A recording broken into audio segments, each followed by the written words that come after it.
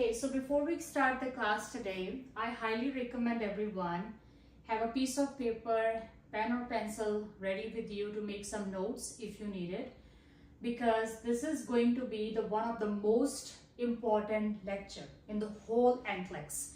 And this is going to be the base for a lot of questions to answer in the NCLEX.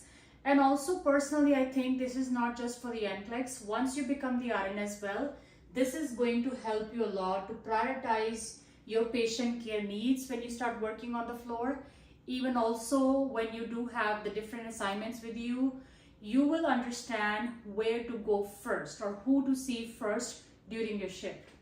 Now let's get started. The prioritization in the NCLEX, I have seen this can be of three different kinds. The questions can be divided into three different kinds.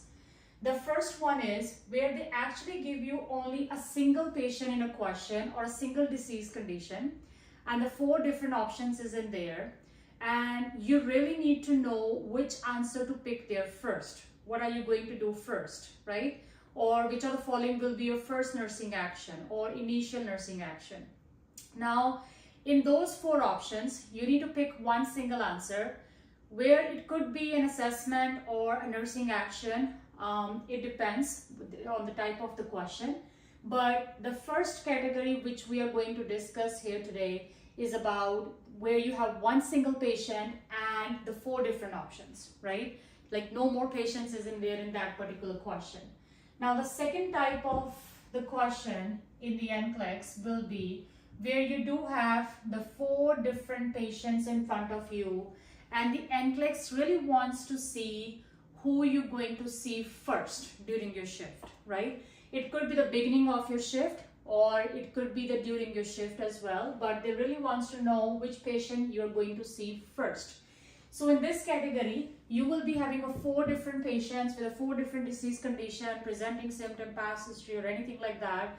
And you really need to try to understand what could be the right single answer in that case. The third different kind, which actually I'm not going to pull today, this is actually, I believe, in the form of disaster questions. When the question actually come in the form of disaster, it could be earthquake or any other, but this topic is totally different. So I'm going to discuss this topic actually in a different class. So for now, just leave this one. We are going to focus on these two today. So let's get started now.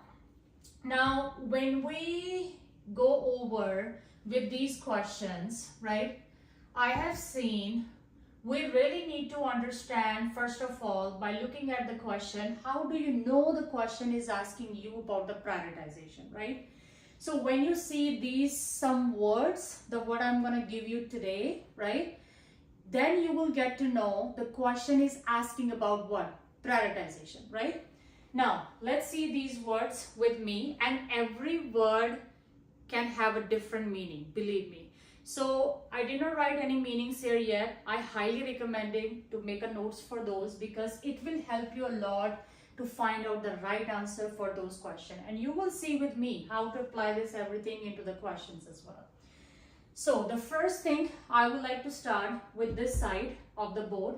So where I'm actually going to talk about some words in here. First, initial, priority, and highest priority.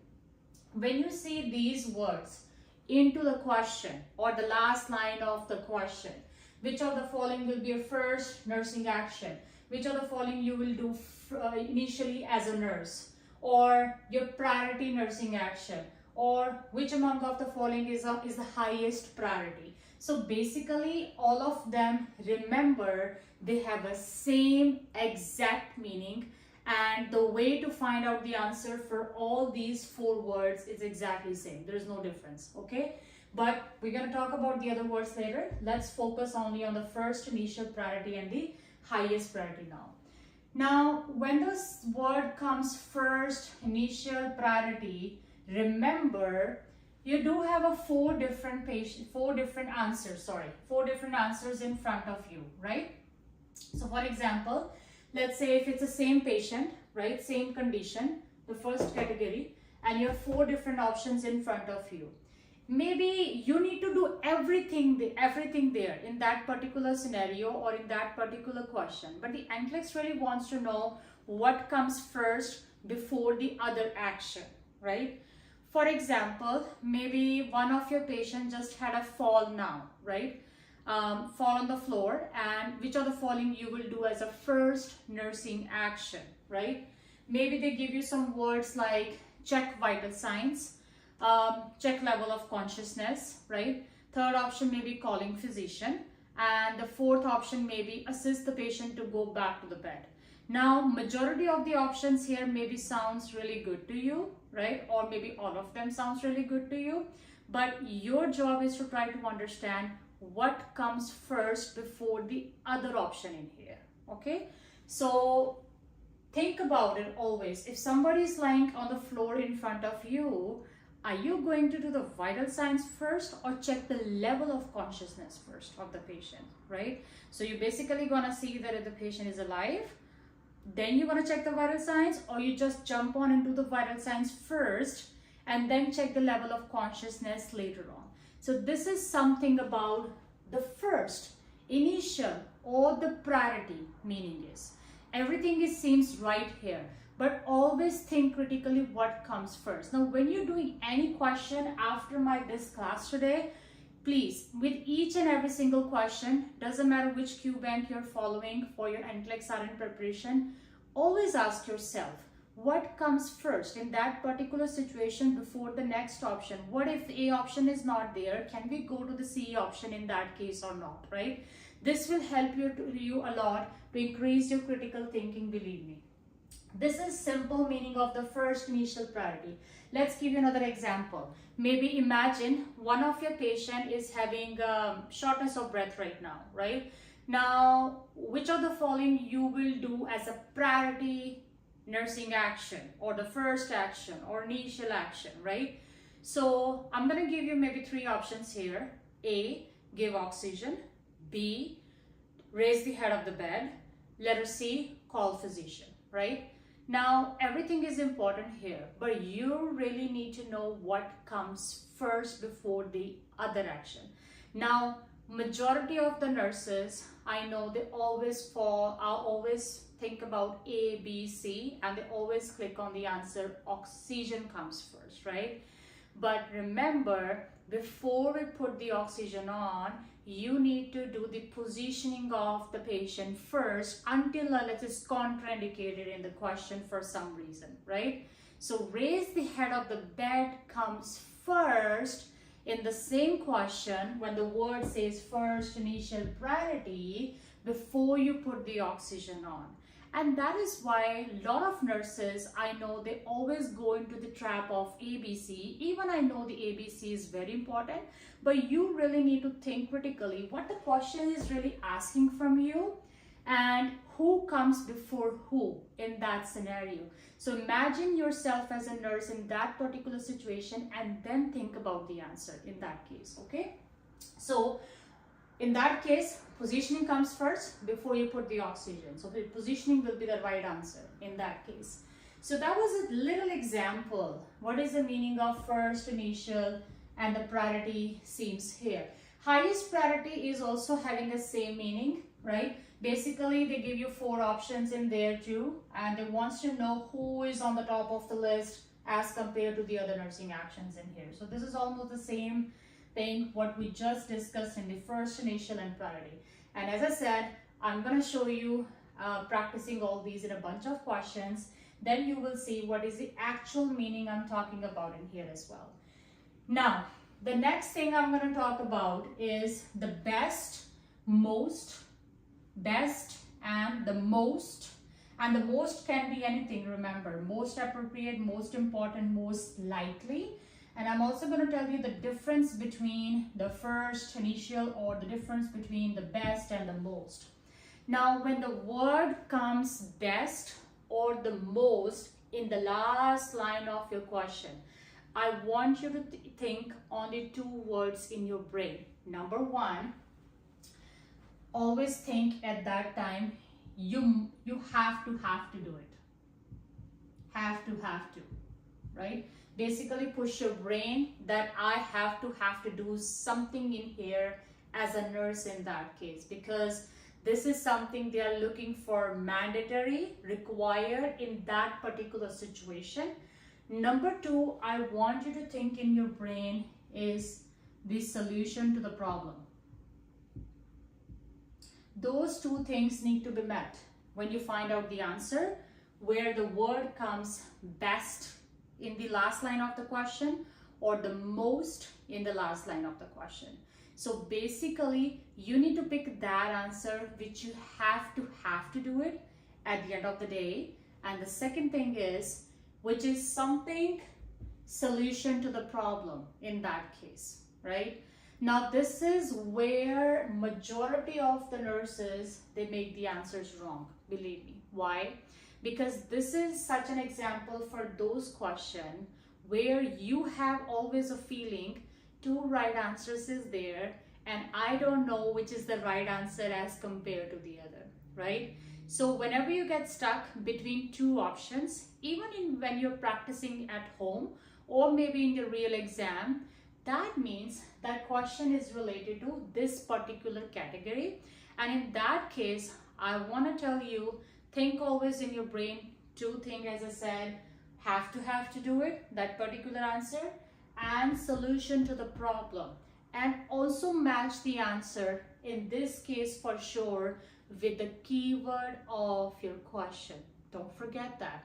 Now, if you're the new person watching this video very first time, just so you know, I have covered another video a few days ago, and that was the first video. And if you don't know how to find a keyword, I want you to stop here right away watching this video and watch that video first, because you really need to know how to find the keyword into the question before you proceed listening the next part of the lecture, right?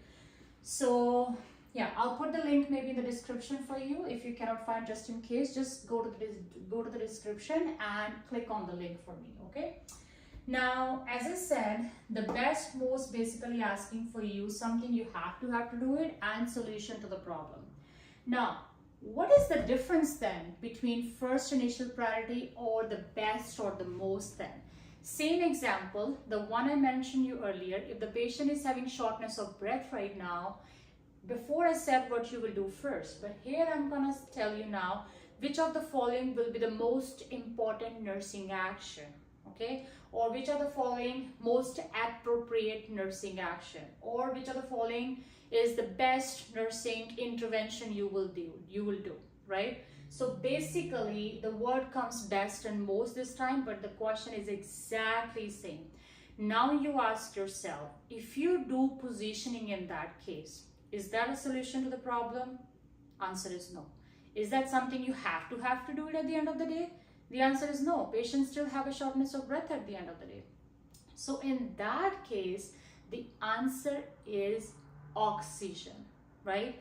Why the answer is oxygen? Because that is something I have to do it at the end of the day to save someone's life, and that is the solution to the problem, right? So you see, these words can actually change the answer for you. Once you understand the meaning of these words today, try your best to apply all these things, as I said, in all the practicing questions, the one you're doing.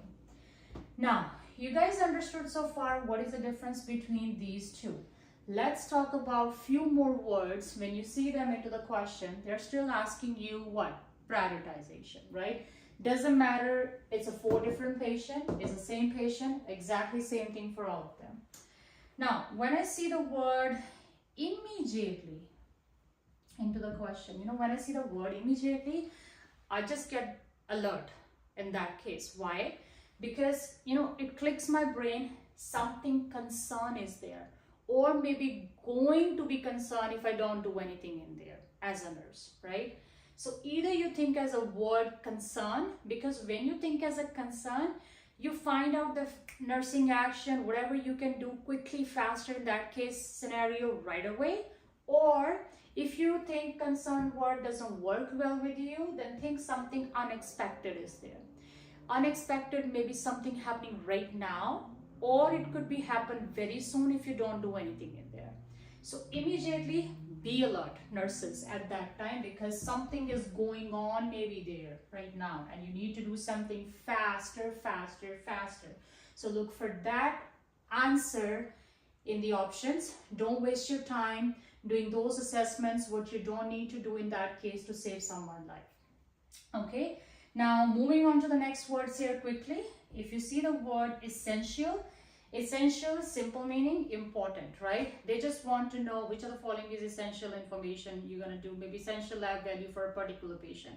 Now, definitely important, right? And that is the simple meaning of that. And if you see the word in there, just think as an important word as a synonym in the brain. And when you see the option, you will see what's more important for you to do in that scenario. Next, when you see word next, again, it's automatically meaning is what? First, priority, initial. Why? Because something already happened in the question itself. Now they want to know what you will do next in that case, right? It's again meaning what you're going to do first when you go inside and see the patient. Now, primary, again, meaning is first. Vital, again, important, just like essential. Order of priority, right? Again, everything is right there. You need to put what comes first, what comes second, what comes next, what comes next. Maybe it's a nursing procedure in that case. Now, these are the words, as I said, when you see these words into the question, in the last line of the question especially, that tells you the question is asking what? Prioritization, okay? Now, before we practice any question, there are some golden rules on the right side of the screen, as you can see in here. These rules, I believe everybody needs to know, because if you don't know these golden rules, you're going to make a lot of mistakes actually when you're answering those questions. Now, the first thing is I'm going to talk about in the same patient, like the golden rules in the same patient. And I only see one golden rule so far, which is do not waste your time in performing unnecessary nursing assessment. Only perform if needed. So a lot of time I have seen a lot of nurses, especially repeat test takers, when I see them with me, studying with me, I have seen them, they're always thinking assessment comes first, vital signs comes first, right? So oxygen comes first, like basically assessment. They want to check O2 maybe in that case. So please remember, we know always assessment comes first in the nursing process. Now, I don't think so. Lot of question in the NCLEX, the answer is assessment comes first. Why? Because if it's that easy that it's always assessment comes first, then everybody clear the NCLEX, right? Remember, most of the time this is just a trap for you, because we want you to think as a safe nurse in that case. We want to see actually, do you really know as a nurse, if something happening to your patient, are you going to waste time doing the assessment, or you need to take some quick nursing action in that case? So please remember, even if you know assessment comes first, now I'm not saying that do not click assessment anytime. It can be assessment right answer in some questions too. You do assessments wherever it is required to do, right? And you have enough time to do it in that particular situation. But most of the time, the NCLEX give you those emergency scenarios where you don't have enough time to do the assessments. So highly recommended, do not waste your time doing the assessment if you don't need it. One thing I want to talk about here is, a lot of time I have seen the option assess vital signs, right? When you see the word assess vital signs, remember vital signs has everything: temperature, pulse, respiration, right? Blood pressure, even the pain vital sign, right? A lot of things is in there. Now ask yourself, do you really need complete set of vital signs in that particular scenario? The one you are thinking to click the answer, click check vital signs in that case, right? Because it takes time also to do it. And do you really require that in that particular emergency situation, or do you just need to check the blood pressure maybe? Or do you just want to quickly check the pulse of the patient or oxygen of the patient, right? So always think vital signs has everything. So don't be into that trap. Only click if you need it, as I said. We're gonna apply them in a lot of questions and I'll show you in there. Now, the next thing, golden rules I'm gonna talk about is when you have 4 different patients actually, right? So when you have 4 different patients, like all those are different patients in front of you, which patient you're going to see first? In that case, I have applied 2 rules which covers majority of everything is in here. If you need to write down, please write it down because this will help you a lot in finding out the answer faster. Now, the rule number 1 I'm going to talk about is there are few things when you have 4 options in front of you. There are few things in those options which you actually do not need it. Do not need it at all to prioritize someone, okay? And there are few things which you need it for sure, 100%. And there are few things actually which you might need it, only if you get stuck between 2 different options. So let's talk one by one. The first one I'm gonna talk about which you do not need it at all, right? So you can eliminate them right away when you're finding out the answer. So not considered at all. Age does not matter. When you're finding the prioritization or you're working as a triage nurse in a hospital after you get the license, please do not do the triage based upon the age of the patient. You're thinking it's 2-month-old, let's take it in. 65-year-old, I'll take it later. No, that is not the way of the prioritization. We do not do the prioritization based upon the age of the client, not even based upon the gender. Okay, you're thinking female is there, let's take female maybe priority first. No. Or gender, maybe male, let's take that. No, so gender does not matter as well. Race, nationality, or even the family history if it's given to you in that particular answer key, do not consider inside when you're finding your answer. Actually keep it very simple. So eliminate them in your brain when you're finding the right answer in here, okay? Now, something which you must need it for sure, have to find out the answer for those questions. Only one thing you needed actually, that is the present situation, or you can say the present symptom, the current symptoms right now, what is happening to the patient right now. So based upon the right now, you do the answer actually. And right now what is happening to your patient, if look at those symptoms and then ask yourself, who is going to die first, right? Whoever person is dying first in that particular emergency situation, you go to that patient first, being as an RN by yourself, right? So only look at the present symptom, please, right? Now, when you get stuck between the 2 options, a lot of time these things happen, you know, like you got stuck between 2 options and they both are very important related to airway circulation or breathing or any other, but they're equally important. Now, only when you get stuck in 2 options, then only look at the diagnosis of the patient in that case, if they're given to you, or any past history information if they're given to you, then only look at in that case or scenario. Otherwise, you don't need it, right? At first to find out your answer. You only look at them. Why? Because at that time, you will see one of the option which you are thinking is the right answer. That is the expected symptom with that particular diagnosis, maybe as well. Or the other option is not an expected symptom. Something which is unexpected and you're not expecting at that time a particular symptom in a particular diagnosis, that is the right answer for that question. Something which is expected, you don't go for that. For example, let's say if they give you like the oxygen case, like O2, for a patient with a COPD, right? So chronic obstructive pulmonary disease patient, complaining of shortness of breath, and right now the patient O2 is 89% on the room air, right? Remember, that is expected in that medical diagnosis, okay? So do not go into that patient first if you already have another airway breathing circulation related emergency on the other side.